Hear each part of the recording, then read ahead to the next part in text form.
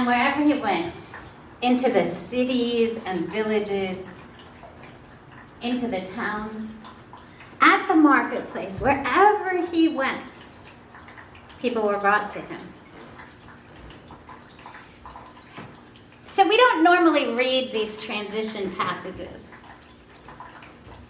But I'm trying to teach you how to read the whole story, to hear the whole gospel message, to feel what it feels like from beginning to end. And these ones, these passages that tell a summary of what has come before and point us to what comes next, in Mark, increase the urgency. Because if you remember from the very first chapter, one of the words that appears over and over again is immediately. Immediately he was cast into the wilderness. Immediately the disciples jumped out of the boat and walked on the shore and joined him in the ministry. Immediately they jumped up after they were healed. And these passages, these summaries where it tells what happens in between the stories, have that sense of urgency, a sense of immediacy, a sense that this gospel message is moving quickly and fastly. It's so uncontainable that it's spreading beyond how we could imagine it. In this passage, we hear Jesus crossed over. And if you've been reading your bulletin covers, that's the theme of our sermon series, right? That Jesus crossed boundaries back and forth. So, what Jesus is doing is going back and forth between one side of the lake and the other, between the place where he is from and the people he lives with, and to the other side, to another people with a similar but different language group, to another people that may practice the faith differently, may practice it the same, but aren't us. And so Jesus goes back and forth. And if you catch it in the word that appears at the beginning, and they crossed over to the Gennesaret. So that's supposed to remind you of a triplet of healing stories. First, Jesus freed a man who had been cast out into the cemetery of a legion of evil in the Gerasene. That's why they call him the Gerasene demoniac. But Mark, because he isn't really from Galilee, sort of messes up the words. He's sort of in the right location, but the words he's choosing to use and how he uses them aren't always quite right. So that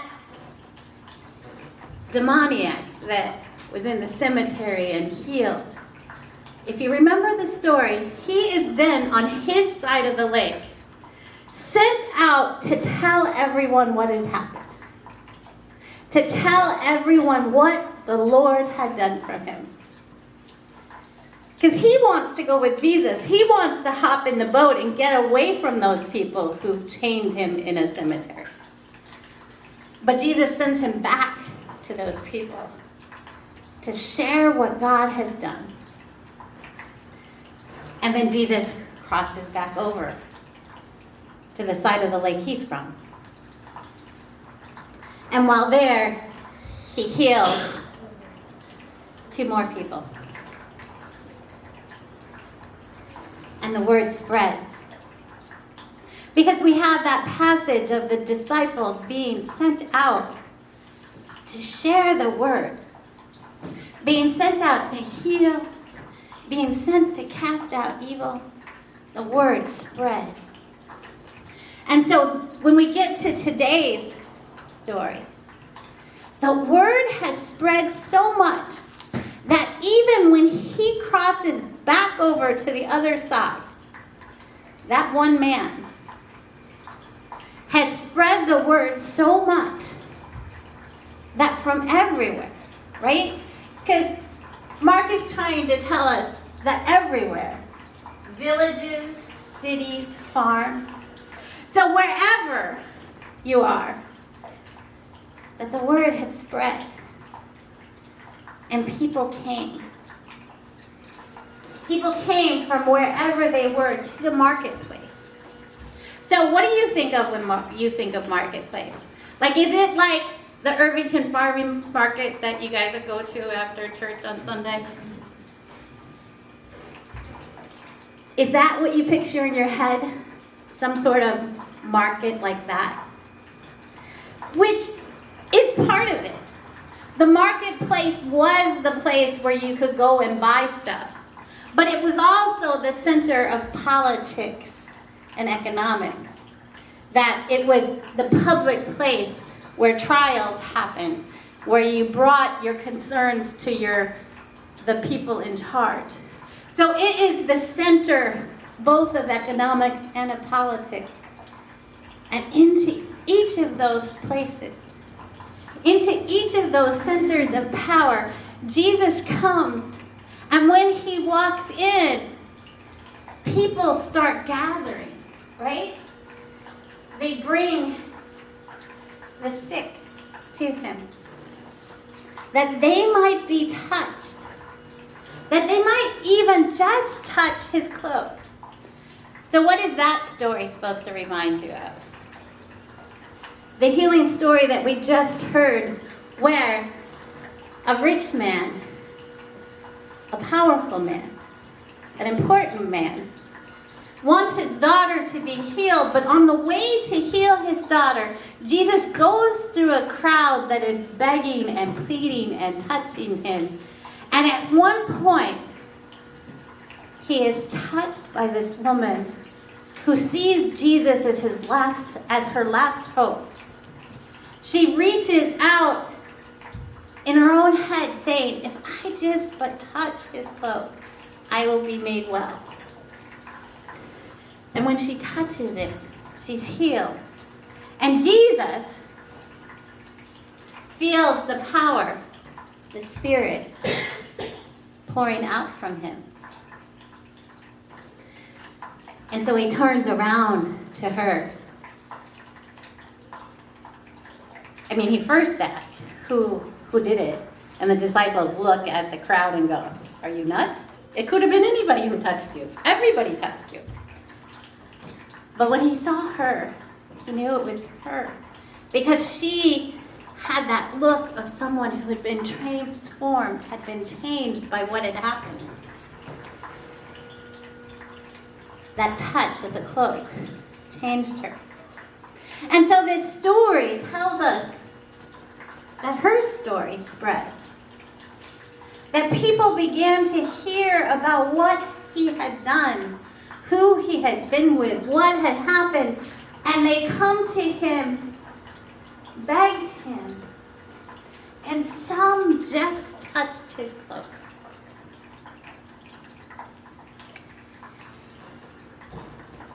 This story is meant to give you that sense of urgency. So what do we do with these stories? Because we wish that we could touch the cloak sometimes, right? That the family member we love who was in pain could touch it and be healed. So I think there are two things you could get from it. One would be the obvious, that you, having heard the story, having heard the stories, having heard the word, are to get excited about the word. You're to experience the power of the word, and then you're to share your story. You're to tell everyone you know in your farm, city, village, marketplace about God, about Jesus, about what faith means for you and what faith has done for you. But I think in our day and age, one of the things we are to think about is, what does healing look like today? And if we don't believe in the miraculous healings, because we believe God gave us medicine that can transform people's lives, that how do we connect people with that healing? How do we argue with our political officials about what kind of healing we need? How do we support ways to transform someone's life? So one of the ways I think about this is, one of the ways we could make a huge difference in someone's life is that there are these organizations that have grown up that collect people's medical debt. Now, usually those are the people then who call you up and hound you for the money. But there are some of them who are paying off that medical debt for pennies on the dollar, and they invite others to give to the cause to take that debt, so your $500 can get rid of $5,000 worth of medical debt or more. One of the things we can do is support people if we have that extra couple dollars. But we can talk about, what does it look like to have real help for people? I think one of the things that has made so many young people upset about Gaza is that they have destroyed every single hospital. They have bombed them, they have arrested doctors, made them disappear into their concentration camps, where they never come back out and have died. And so when young people see the bombs dropping on hospitals and read the law that says, no matter where, bombs aren't to drop on hospitals, they say, why aren't we doing something about this? Why aren't we doing something to transform what is happening to people? As we see every day, people so injured that they can't get basic help. They can't get a pill to help the spread of a disease that is impacting the children and making them scratch and itch because there is no clean water. And so part of our reaching out to touch the clothes is to support Doctors Without Borders, to tell our presidential candidates and our president and our elected officials, even though the letter I get back from Eric Swalwell every time is so horrible. It's to tell him that no matter what evil happened, perpetuating evil is not good. And you, who we elected to have power, can do something to change this. Because there are so many people in that spot. We aren't thinking about, well, this week we're mostly thinking about who's going to be VP and how amazing the Olympics are, right? And so we've lost the threads of places where the healing touch of Jesus is needed. And the healing touch comes through when people are allowed to come in. Where governments say that this war is not okay and stop it.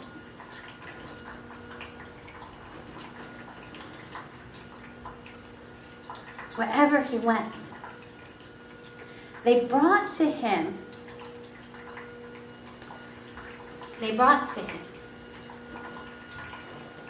people. That's to remind us of another story, right, that we just read this year.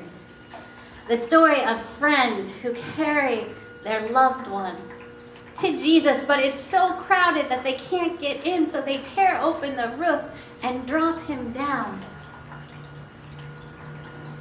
Where to be those friends? And I know some of you have shared stories of being that friend, of the pastor you used to have who got cancer and you gave him rides. What stories do you have? Whose life have you said, do you need some help?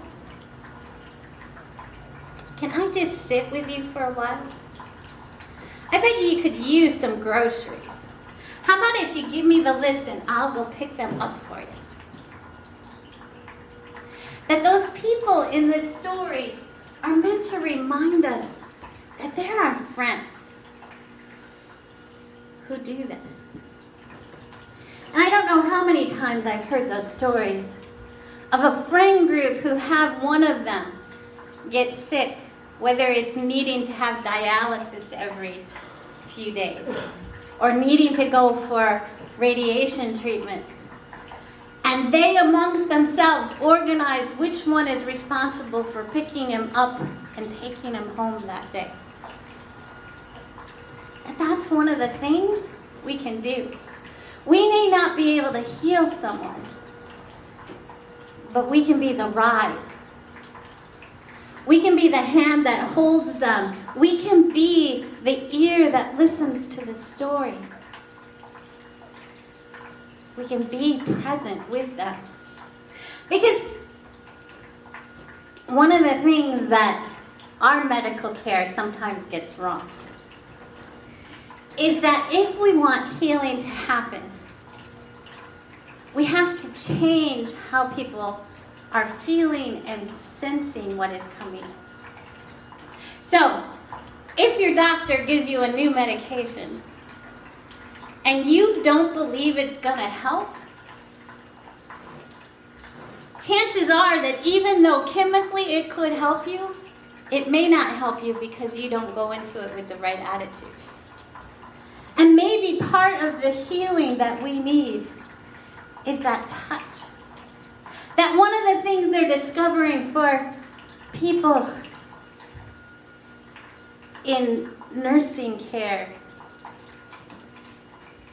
is that one of the things that they never receive or very rarely receive is a hug, is a touch. That simple act of being the one to hold someone's hand, of letting your face light up and giving someone a hug, changes their biochemistry. All of a sudden, their cortisol levels go down and their endorphins go up, and that makes this tiny bit of difference. But that difference can make you feel well for a day. The touch of someone's hand. The hug that says, I'm glad you're here. Now, this day and age, you have to make sure you properly get consent for each of those things. But maybe the problem is that we've taken the consent so out of it that means we don't try anymore. And our stories invite us to be real with people. To see that they're in pain and help them find the healing that they need.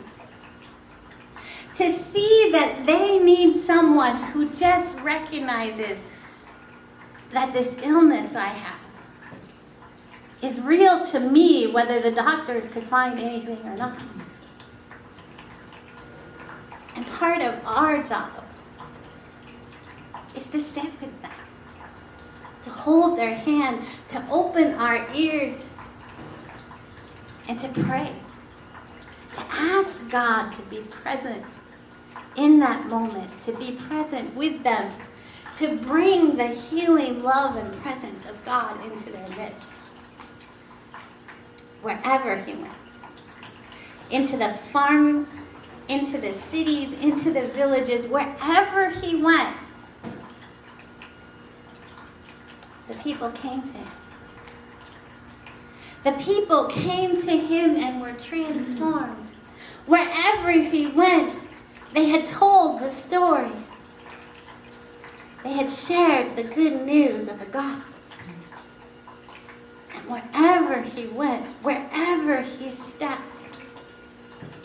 the people sought him out. may you seek out God.